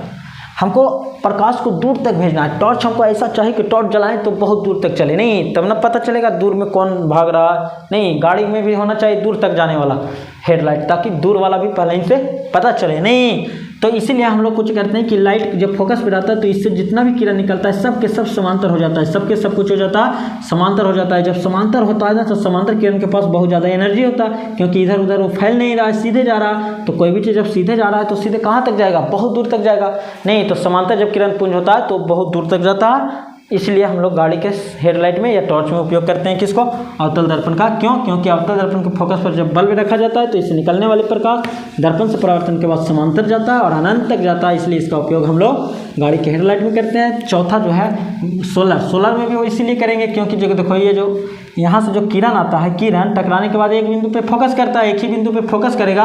तो अगर ये सोलर है और सोलर पर एक ही बिंदु पर फोकस करेगा तो ज़्यादा गर्म होने के कारण ये ज़्यादा करंट बनाएगा, क्योंकि सोलर में जितना ज़्यादा प्रकाश मिलेगा करंट उतना ज़्यादा बनाएगा। तो अगर ज़्यादा करंट बनाएगा तो ज़्यादा अच्छा। नहीं, तो इसलिए हम लोग इसका उपयोग करते हैं क्योंकि एक ही बिंदु पर ये फोकस कर देता है, ठीक है। अब हम लोग देखते हैं कि उत्तल दर्पण का उपयोग गाड़ी के साइड मिरर में क्यों करते हैं। उत्तल दर्पण का उपयोग गाड़ी के साइड मिरर में करते हैं, पीछे देखने के लिए नहीं। इसको इसलिए करते हैं क्योंकि हम लोग जानते हैं कि जब बाबू को आगे रखते हैं उत्तल दर्पण के सामने तो इसका प्रतिबिंब दर्पण के पीछे छोटा बनता है, दर्पण के पीछे छोटा बनता है। तो साइड मिरर यानी पीछे देखने के लिए हम लोग उत्तल दर्पण का उपयोग इसलिए करते हैं क्योंकि देखो, सबसे पहले तो ये सीधा बनाता, टेढ़ टुकड़ा बना देगा तो दिक्कत है, नहीं तो सीधा बनाता, इसलिए पहला काम तो यही कि ये सीधा बनता, ठीक है, और पीछे बनता है। दर्पण में देखेंगे सीधा बन रहा, लेकिन सबसे अच्छा फायदा है कि ये छोटा कर देता है, कुछ कर देता है, छोटा कर देता है। तो जो बाहर बड़ा चीज़ होता है उसको भी ये सब दिखा देता है। अब देखो, हम लोग गाड़ी चला रहे हैं और पीछे बड़ा गाड़ी रहता है, बहुत सारा आदमी रहता है, बहुत सारा जगह है, सबको हमको देखना है। तो ये वो इतनी को शीशा में सब कैसे देखेगा? अगर उतना ही बड़ा प्रतिबिंब समतल जैसा बना देता तो नहीं देख पाते। तो बहुत सारा बड़ा वस्तु को जब इतनी को बना देता है तो हम लोग के बहुत बड़ा वस्तु पीछे वाला सब जरी को करके दिख जाता है, नहीं सभी को दिखा देता है, छोटा करके पीछे वाला सारा चीज़ को दिखा देता है। बोलेंगे कि अवतल दर्पण जो होता है इसका दृष्टि प्रास, पीछे वाला जो क्षेत्र है देखने का वो बहुत बड़ा होता है, सभी को दिखा देता है, ये छोटा कर करके। इसमें गुण है कि छोटा कर देता। हम लोग ना इतनी को शीशा रहा है अगर उत्तल दर्पण, तो उसमें भी हम लोग पूरा दिख जाएंगे, उसमें छोटा कर देगा हमारा प्रतिबिंब, नहीं। लेकिन वही समतल दर्पण लाएंगे, पूरा नहीं दिखेगा, खाली चेहरा दिखेगा। अब हमको पूरा हाफ, हमारे ऊंचाई के हाफ ऊंचाई के लाएंगे समतल दर्पण तब ना दिखेगा। उतना बड़ा दर्पण लगा के रखेंगे साइड मिरर में, नहीं ना। तो साइड मिरर में हम लोग कौन सी लगाते हैं, उत्तल दर्पण, ताकि क्लियर देखें। पीछे वाला बोलेंगे कि उत्तल दर्पण का दृष्टिपरास जो होता है पीछे का वो बहुत बड़ा होता है, ये प्रतिबिंब को सीधा और छोटा बनाता है, इसीलिए इसका उपयोग हम लोग गाड़ी के साइड मिरर में करते हैं। और स्ट्रीट लाइट में क्यों करते हैं, देखो ये उत्तल दर्पण कुछ करता है। उत्तल दर्पण का अगर यहाँ पे बल्ब रखें, यहाँ पे बल्ब, तो ये कुछ करेगा। उत्तल दर्पण कुछ करता है, इससे जितना भी लाइट जाता है या प्रकाश जाएगा ये कुछ करेगा, बताओ, ये फैला देता है। ये कुछ करता है इस तरीके से ना फैलता है, लौटता है, तो नहीं, ये फैलाने का काम करता है। उत्तल दर्पण कुछ करता है फैलाने का, अपसरित करता है। कुछ करता है अपसरित, इसको बोलते हैं अपसारी दर्पण, इसको कुछ बोलते हैं अपसारी दर्पण। अपसारी दर्पण क्यों बोलते हैं, क्योंकि ये ना प्रकाश को फैला देता है, और जो प्रकाश फैलाता है या फैलती हुई प्रकाश को हम लोग अपसारी किरणपुंज बोलते थे, याद है ना। तो अपसारी दर्पण किसको बोलेंगे, जो अपसारी करता है, फैलाता है। कौन फैलाता है, उत्तल दर्पण। कौन फैलाता है, उत्तल दर्पण। तो इसीलिए उत्तल दर्पण को हम लोग अपसारी दर्पण बोलेंगे, याद हो गया। अब इसीलिए देखो, अगर हम लोग लाइट लगा रहे हैं, लाइट कहाँ पे, ये मेन रोड पर, तो ऐसा लाइट होना चाहिए जो बहुत ज़्यादा प्रकाश को फैलाए। जैसे घर में हम लोग लाइट लगाते हैं तो घर को पूरा इंजोर रखे, पूरा फैलाए, ऐसा लाइट लगाते हैं हम लोग। तो उसमें कौन सा दर्पण होता है, उत्तल दर्पण होता है, ताकि उत्तल दर्पण सबको फैला दे। अब फैला के इसमें समतल या अवतल लगा देते हैं तो ये सीधे लाइट मारता है, हम सीधे मारता, सिर्फ इतनी सा इंजोर होता है। हमको पूरा में लाइट चाहिए, पूरा में लाइट चाहिए, इसको पूरा फैलावे पड़ेगा। पूरा फैलावे ला हमको कौन सा लाइट चाहिए, तो उसमें उत्तल दर्पण होना चाहिए। तो बोलेंगे उत्तल दर्पण को स्ट्रीट लाइट में करते हैं, क्यों, क्योंकि ये प्रकाश को फैला देता है, ये अपसरित कर देता है। इसको अपसारी दर्पण भी बोलते हैं। तो ज़्यादा फैलाने के कारण ज़्यादा लाइट हमको मिल पाए, इसलिए हम इसको स्ट्रीट लाइट में उपयोग करते हैं, ठीक है।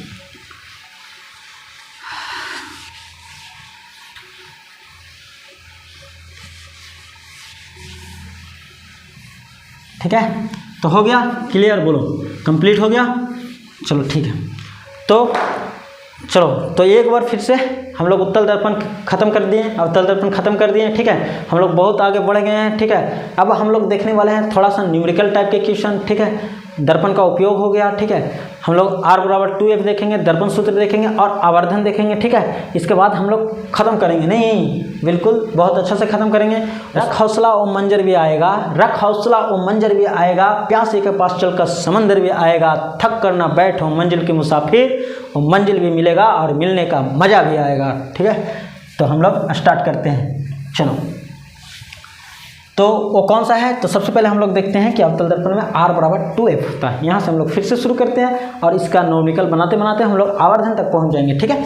तो सबसे पहले हम लोग देखते हैं, चलो इससे पहले हम लोग R = 2F देख लेते हैं, उसके बाद चीफ परिपाटी भी देख लेंगे। तो दर्पण जो होता है, दर्पण हम लोग जानते हैं कि दर्पण में R बराबर कितना होता है, 2F। R कुछ होता है, R होता है वक्रता त्रिज्या, वक्रता त्रिज्या, वक्रता त्रिज्या। F कुछ होता है, F होता है फोकस दूरी, फोकस दूरी, ठीक है। ध्यान से देखना, ये है अवतल दर्पण, कुछ है अवतल दर्पण। ये बीच में जो होता है उसको बोलते हैं P, और यहाँ पे जो होता है वो होता है F, ये होता है C, होता है ना। अब ध्यान से देखना, तो ये PFC है। तो P और F के बीच के जो दूरी होता है इसको हम लोग बोलते हैं फोकस दूरी, कुछ बोलते हैं फोकस दूरी। और P और C के बीच के दूरी होता है इसको हम बोलते हैं वक्रता त्रिज्या, और ये होता है R, ठीक है।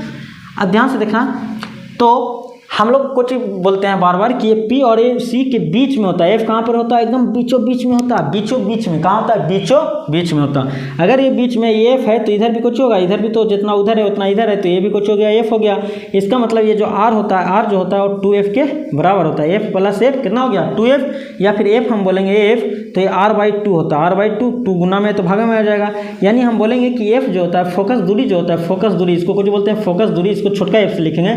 फोकस दूरी होता है वो त्रिज्या के आधा होता है। देखो यहीं तक ना है ना, त्रिज्या यहाँ तक है, फोकस दूरी यहाँ तक है, तो फोकस दूरी त्रिज्या के आधा होता है, और त्रिज्या फोकस दूरी के दुगना होता है। ये उत्तल दर्पण में भी होगा, अवतल दर्पण में भी होगा, ठीक है।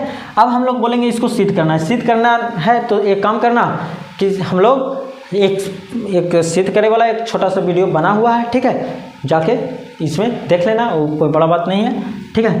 तो सिद्ध हम लोग ना करके यहाँ पे हम न्यूमेरिकल बना लेते हैं, ठीक है। क्वेश्चन ये रहेगा कि एक दर्पण में कहेगा, एक दर्पण है उसमें कुछ करना है, उसमें दिया हुआ है कि वक्रता त्रिज्या, वक्रता त्रिज्या, वक्रता त्रिज्या मान लो कि 20 सेंटीमीटर है। कितना, 20 सेंटीमीटर प्लस 20 सेंटीमीटर, मतलब कि उत्तल दर्पण, और माइनस का मतलब अवतल दर्पण। चलो हम डायरेक्ट लिखते हैं 20 सेंटीमीटर, ठीक है। वक्रता त्रिज्या अगर 20 सेंटीमीटर है तो बताना ये है कि इसका फोकस दूरी कितना होगा, फोकस दूरी कितना होगा, फोकस दूरी कितना होगा, फोकस दूरी जिसको हम लोग F से बोलते हैं, ठीक है। तो R दिया हुआ है 20 सेंटीमीटर, F बताना है कितना होगा, ठीक है। आंसर बताओ कमेंट में, ठीक है। तो आर है 20 सेंटीमीटर, फोकस दूरी कितना है, तो फोकस दूरी होता है वक्रता त्रिज्या के आधा, फोकस दूरी आधा होता है, वक्रता त्रिज्या कितना होता है आधा, तो आधा होता है यानी 20/2 हो जाएगा, यानी कितना हो जाएगा 10 सेंटीमीटर। ये 1 नंबर में पूछेगा तो बता देगा। ठीक है, कंप्लीट है, इसमें कोई दिक्कत नहीं है। चलो ये वक्रता त्रिज्या, ये कोई बड़ा चीज़ नहीं है, बहुत आसान है, इसमें कोई दिक्कत नहीं होगा। ठीक है, हम लोग चीफ परिपाटी थोड़ा सा देख लेते हैं क्योंकि बहुत ज़्यादा इंपॉर्टेंट है न्यूमेरिकल बनाने के लिए। ठीक है, तो न्यूमेरिकल बनाने के लिए देखो कुछ सिद्ध करने वाला के लिए अलग से वीडियो 5-5 मिनट के या 3-3, 4-4 मिनट के अलग से वीडियो रहेगा, 4-5 मिनट का, उसको अलग से देख लेना है। ठीक है, तो हम लोग देखते हैं सबसे पहले चीह परिपाटी। ये चीह परिपाटी की ज़रूरत क्यों पड़ा? ज़रूरत इसलिए पड़ा क्योंकि देखो हम लोग ना जब प्रतिबिंब बनाते हैं तो पता है कि दर्पण के कभी आगे बनता है, कभी पीछे बनता है, कोई सीधा बनता है, कोई उल्टा बनता है, नहीं कोई बड़ा बनता है, कोई छोटा, हर तरह के बनता है। लेकिन हम लोग को पता कैसे चलेगा कि कौन दर्पण में कौन सा प्रतिबिंब बन रहा है, आगे बन रहा है, पीछे बन रहा है, सीधा बन रहा है, उल्टा बन रहा है, किधर बन रहा है, ऐसे पता नहीं चलेगा। हमको उसके लिए चीह चाहिए, नहीं प्लस माइनस से हम लोग पता करते हैं कि वो कहाँ बन रहा है। तो वस्तु की स्थिति और प्रकृति को पता करने के लिए, ठीक है, सही उसका बारे में जानने के लिए, उसका जानकारी प्राप्त करने के लिए हमको चीह परिपाटी की आवश्यकता होती है। ये चीह परिपाटी कैसे बनाते हैं? तो देखो जो दर्पण होता है, दर्पण में जो P होता है, F होता है, C होता है, या फिर इसको मुख अक्ष बोलते हैं। इस मुख अक्ष को ना हम लोग एक्स एक्सिस मानते हैं, एक्स डैश वाला अक्ष मान लेते हैं। और ये P को ना हम लोग केंद्र मूल बिंदु मानते हैं, कच्चे मानते हैं मूल बिंदु। ठीक है, कच्चे मान लेते हैं मूल बिंदु, P को हम लोग कच्चे मानते हैं मूल बिंदु मानते हैं। ठीक है, तो ध्यान से देखना, तो ये मूल बिंदु हो गया। तो सारा दूरी हम लोग मूल बिंदु से मापते हैं ना, तो यानी सारा की सारा दूरी हम लोग मापेंगे P से, ध्रुव से, मूल बिंदु से। ठीक है, ये दर्पण है। अब इसी मूल बिंदु से y अक्ष भी जाएगा, y अक्ष। ठीक है, हम लोग कोऑर्डिनेट निर्देशांक ज्यामिति में आराम से पढ़े, बहुत पढ़े हैं कि देखो ये फर्स्ट क्वाड्रेंट जिसमें सब प्लस के प्लस होता, सेम वही वाला नियम काम करेगा। ठीक है, यानी ये दर्पण है, दर्पण के दायां साइड, जो दायां साइड है, दायां इधर वाला, ये सब पॉजिटिव होगा। ठीक है, इधर वाला सब कुछ होगा नेगेटिव होगा। अगर हम ऊपर की बात करें, ऊपर की ओर जितना भी होगा वो पॉजिटिव होगा, और अगर हम नीचे की बात करें, नीचे जितना भी होगा वो नेगेटिव होगा।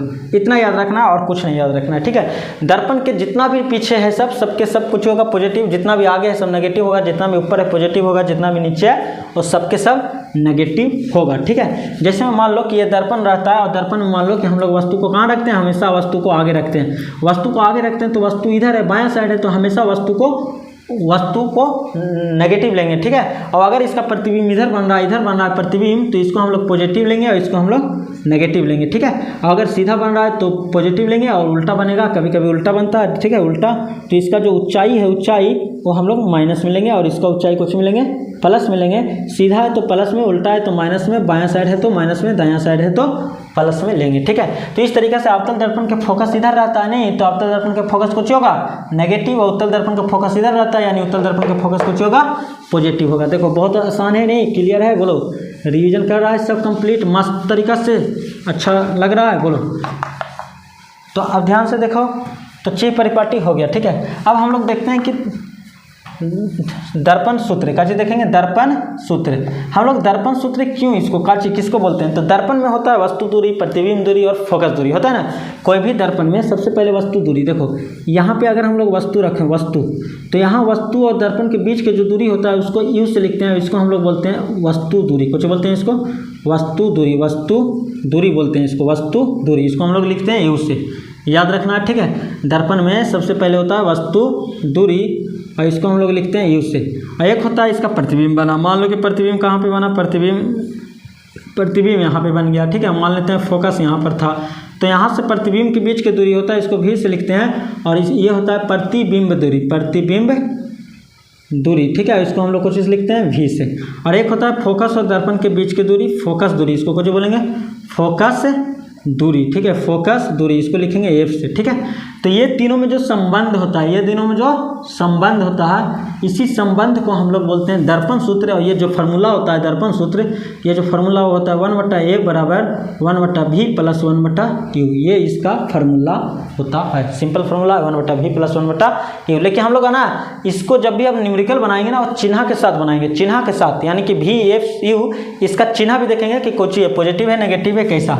तो जब भी वस्तु दूरी हम लोग जब भी लेंगे तो ये वस्तु हमेशा माइनस में होता है। क्यों माइनस में होता है? क्योंकि सब समय हमेशा आगे रहता है। तो हमेशा यू को कुछ मिलेंगे माइनस मिलेंगे, ठीक है। एफ को तो एफ अगर अवतल दर्पण का है तो अवतल दर्पण में फोकस बाएं साइड होता है तो इसको माइनस मिलेंगे। वही अगर उत्तल में रहेगा तो उत्तल में एफ दाएं साइड होता है तो इसको कुछ मिलेंगे प्लस मिलेंगे, ठीक है। अगर हम बोलेंगे प्रतिबिंब दूरी, तो अगर ये अवतल दर्पण बाएं साइड बन रहा है तो ये माइनस मिलेंगे माइनस में, और अगर प्रतिबिंब इधर बनता तो इसको कुछ में लेते हैं, इसको लेते हैं प्लस में, ठीक है। तो हम लोग इससे पता कर लेंगे, ठीक है। क्वेश्चन जैसे एक मान लेते हैं, सिंपल सा क्वेश्चन पूछते हैं, बताना, ठीक है। कहेगा कि एक वस्तु, एक दर्पण में वस्तु जो है वस्तु मान लो कह रहा है कि 10 सेंटीमीटर पर, वस्तु कितना पर है 10 सेंटीमीटर पर, ठीक है। और उसका फोकस दूरी जो है यानी, ठीक है, वस्तु जो रखा हुआ है 10 सेंटीमीटर पर और जो फोकस है ठीक है। और ये है अवतल दर्पण, कौन सा दर्पण, अवतल दर्पण का फोकस जो है वो मान लो दे दिया 5 सेंटीमीटर के ना, 5 सेंटीमीटर। तो कह रहा है प्रतिबिंब बताओ, प्रतिबिंब कहाँ बनेगा और कैसा बनेगा वो पूछ रहा है, ठीक है। पूरा प्रतिबिंब का प्राकृतिक बताना। तो देखो हम जान लें कि अवतल दर्पण है, कौन सा दर्पण है, अवतल दर्पण है। अवतल दर्पण में वस्तु तो ये नहीं रहेगा, तो यू के बराबर तो 10 होगा, लेकिन कैसा लेंगे, माइनस में लेंगे। और अवतल दर्पण में फोकस भी इधर ही रहता है, फोकस इधर रहता है, तो जो फोकस दूरी हुआ 5, ये भी बाएं साइड है तो माइनस में लेंगे, सिंपल है। अब कह रहा है प्रतिबिंब, तो प्रतिबिंब जो आएगा वो आंसर हो जाएगा, सिंपल है। तो मान यहाँ पे रख देना है, ठीक है। 1/f, एफ के मान कितना है तो -5 है, बराबर 1/v पूछ रहा है, प्लस 1/u, यू के मान कितना है -10 है। यू को ओनली लेके जाएंगे तो कितना हो जाएगा 1/-5, या फिर एक काम करो, हाँ ये माइनस में है 10 तो इधर कुछ में आ जाएगा प्लस में 1/10, 1/v हो जाएगा। 10 और 5 कैल्शियम 10 होता है, तो 5 दूना 10, तो 1 दूना 2, -2 हो जाएगा, प्लस 10 से कम 1, 1 का 1, 1/v आ गया। माइनस प्लस घट जाएगा, घटेगा ना, 2 में से 1 जाएगा तो कितना बचेगा, -1/10 बराबर 1/v। अब v निकालना है तो इसको उलटे पड़ेगा, v सीधा करेंगे तो ये भी 10 ऊपर चल जाएगा माइनस में, ठीक है।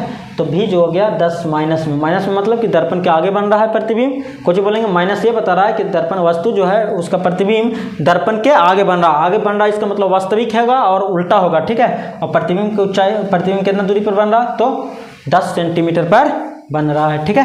तो ये क्लियर है, बोलो।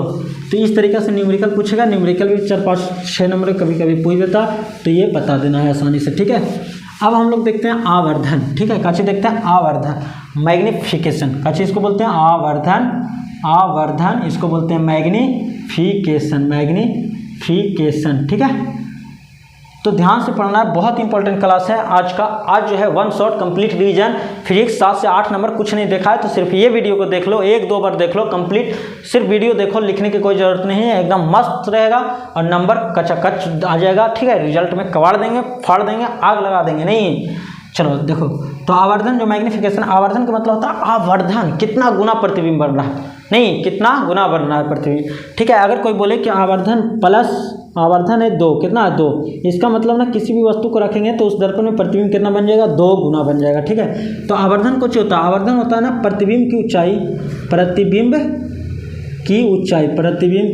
ऊंचाई और वस्तु की ऊंचाई के अनुपात, कुछ होता है वस्तु की ऊंचाई के अनुपात होता है, ठीक है। प्रतिबिंब की ऊंचाई को हम लोग h डैश से लिखते हैं, वस्तु की ऊंचाई h से लिखते हैं, आवर्धन को m से लिखेंगे, ठीक है, m से लिखेंगे।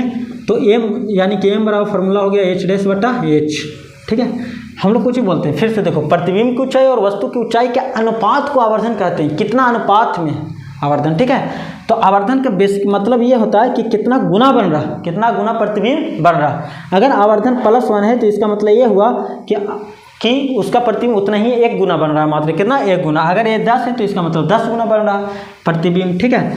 तो सुनो, तो अगर हम बोले, ठीक है, कि बताओ समतल दर्पण जो होता है उसका आवर्धन कितना होता है, तो आवर्धन कितना होगा, कोई भी वस्तु जितना उतना ही बड़ा प्रतिबिंब बनता है। अगर x है तो x, यानी कि m बराबर हो जाएगा x/x, काट के कितना, ये भी plus plus plus plus plus, नहीं चिन्ह के साथ लिखेंगे, सीधा दोनों प्लस में लिखेंगे, यानी +1 आएगा, नहीं। तो समतल दर्पण का आवर्धन कितना होता है, +1 होता है। इसका मतलब ये हुआ कि 1 है यानी कि जितना बड़ा है प्रतिबिंब उतना ही बना, प्लस है मतलब कि सीधा बना। ये बहुत ही आसान है, ठीक है। क्वेश्चन कभी बोलेगा कि एक वस्तु की ऊंचाई है 5 सेंटीमीटर और प्रतिबिंब बन रहा है 3 सेंटीमीटर का, ठीक है, लेकिन प्रतिबिंब वास्तविक है तो उसका आवर्धन बताओ। तो h है इतना, तो प्रतिबिंब आवर्धन होता है h'/h। ये वास्तविक है तो माइनस में लेंगे, वास्तविक वाला कुछ होता है माइनस में होता है, ठीक है। -3/5 इसका कुछ हो जाएगा, आवर्धन हो जाएगा, ठीक है। अब देखो हम लोग एक फार्मूला और जानते हैं कि आवर्धन बराबर जो फार्मूला होता है वो -v/a यू भी होता है। नहीं, अगर माइनस भी बटा यू होता है, ये दोनों आवर्धन है, तो यहाँ से एक फार्मूला हो जाएगा एच डैश बटा एच बराबर माइनस भी बटा यू। ये एक फार्मूला हो गया। कब? जब कभी कभी वस्तु की ऊंचाई दे दिया, प्रतिबिंब की ऊंचाई दे दिया, वस्तु दूरी दे दिया और पूछेगा प्रतिबिंब दूरी, तो ये वाला फार्मूला लगा के हम लोग बना सकते हैं बहुत ही सिंपल तरीका से। ठीक है, बस हम लोग फार्मूला लगा के बना देंगे। बस ध्यान ये रखना कि यू को हमेशा नेगेटिव लेना है, भी देखना है कि कहाँ पे बन रहा है। अगर आगे बनेगा तो नेगेटिव और पीछे बनेगा तो पॉजिटिव लेंगे। एफ देखना है कि कौन सा दर्पण है, अगर अवतल दर्पण है तो नेगेटिव और उत्तल दर्पण है तो पॉजिटिव लेंगे। एच देखेंगे, एच हमेशा पॉजिटिव रहेगा, एच हमेशा कुछ रहेगा, एच हमेशा सीधा हुआ, वस्तु का हमेशा सीधा ही रखेंगे ना, उल्टा कभी कभी रखेंगे तो नेगेटिव हो जाएगा। और एच डैश जो होगा, एच डैश सीधा भी हो सकता है और उल्टा भी हो सकता है। उल्टा होगा तो माइनस मिलेंगे और सीधा होगा तो प्लस मिलेंगे। ये चिन्ह को देखते हुए हम लोग फार्मूला लगाएंगे और कैलकुलेशन सिंपल तरीका से कर देंगे, हमारा आंसर आ जाएगा। ठीक है, तो बहुत ही आसान है, इसमें कोई बड़ा बात नहीं है। ठीक है, हम ये कहेंगे कि जाकर न्यूमेरिकल बनाओ। ठीक है, क्वेश्चन कॉपी किताब निकालो, अच्छे से बनाओ और जाकर टेलीग्राम में जाके जुड़ जाना है। ठीक है, वहाँ पे पीडीएफ वगैरह क्यूज वगैरह आता है, तो क्यूज वगैरह वहाँ पे खेलते रहना मस्ती से, और खेलते खेलते खेल में हम लोग को फिजिक्स पढ़ना और फिजिक्स में अच्छा नंबर लाना है। ठीक है, तो पहला चैप्टर हम लोग कंप्लीट कर चुके हैं। ठीक है, इसमें जो सिद्ध करने वाला होता है, सिद्ध करने वाला का अलग अलग वीडियो मिल जाएगा, इसमें बहुत लंबा वीडियो हो जाएगा। ठीक है, तो प्रूफ भी कर लेना। ठीक है, तो one short video complete revision, इसमें और कुछ छूट गया है तो बताओ, वैसा नहीं कुछ छूटा है। जितना बेसिक क्वेश्चन पूछता है वो क्वेश्चन हम लोग पढ़ लिए हैं। ठीक है, तो बताना है कमेंट में कि ये क्वेश्चन कैसा लगा।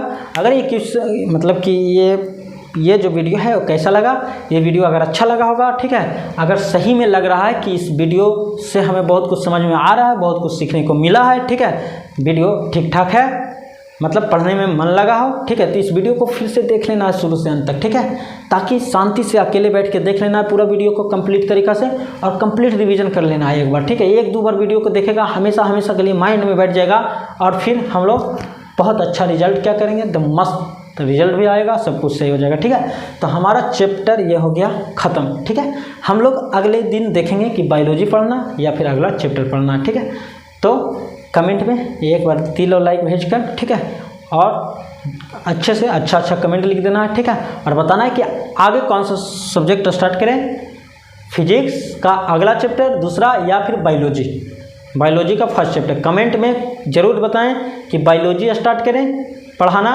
या फिर फिजिक्स का अगला चैप्टर प्रकाश के अपवर्तन बताएं।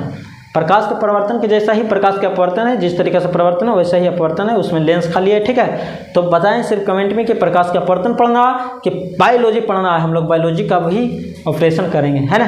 तो एक बार कमेंट में करें और मन लगा के पढ़ें सभी लोग। ठीक है, क्योंकि मम्मी पापा का नाम रोशन करना है, अच्छा करना है। ठीक है, अच्छा रिजल्ट लाना है, फालतू में कोई चीज़ नहीं सोचना है। ठीक है, और हमें पढ़ना है, क्योंकि पढ़ाई ही सब कुछ है। शिक्षा ही उस शेरनी का दूध है, जो पिया है वो डहारा है। ठीक है, तो हमें डहाना है तो हमें पढ़ना है। ठीक है, तो सभी को good night, bye, take care.